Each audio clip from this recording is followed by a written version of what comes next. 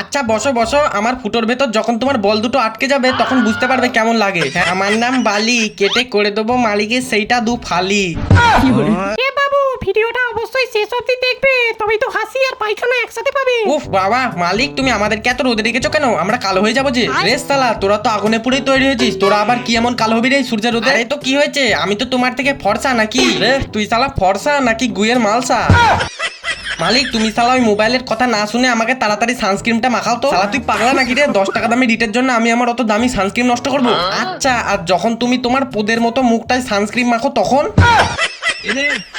সালা তুই কিন্তু প্রচুর উল্টো পাল্টা বকছিস, তোকে কিন্তু ভেঙে একদম বালি চাপা দিয়ে দেবো। হ্যাঁ, আমার নাম বালি, কেটে করে দেবো মালিকের সেইটা দু ফালি। রেস তালা, আমি তোর এমন কি ক্ষতি করেছি রে যে তুই আমাকে চাচ্ছিস? আচ্ছা, তুমি আমার বন্ধু ইটের নামে কি বলছো? হ্যাঁ হ্যাঁ হ্যাঁ, আবার কি? সালা এমনিতে রোদের চাপে মাথা গরম হয়ে আছে, আর ইনি আবার এখানে এসে মাথা পোকাচ্ছে। তাড়াতাড়ি এখান থেকে পালাও, নইলে তোমার সেইখানে ঢিল ছুঁড়ে মেরে দেবো। বাবা, আমি তাড়াতাড়ি এখান থেকে পালাই। হ্যাঁ, আমার মালিক চালাই টোটো, আমার মধ্যে আছে একটা বড় ফুটো।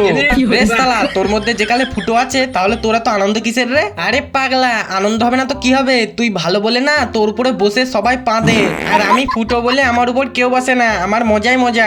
হ্যাঁ ভাই, তুই কিন্তু একদিকে ঠিকই বলেছিস, আমি দামি চেয়ার হওয়া সত্ত্বেও আমার কোনো ইজ্জত নেই, আমার উপর যে খুশি বসে দুমদাম পেদে পালিয়ে যায়।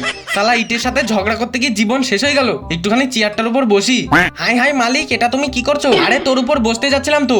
আচ্ছা বসো বসো, আমার ফুটোর ভেতর যখন তোমার বল দুটো আটকে যাবে তখন বুঝতে পারবে কেমন লাগে। হ্যাঁ বলিস কি রে? তাহলে তো আমার ভবিষ্যৎ অন্ধকার হয়ে যাবে।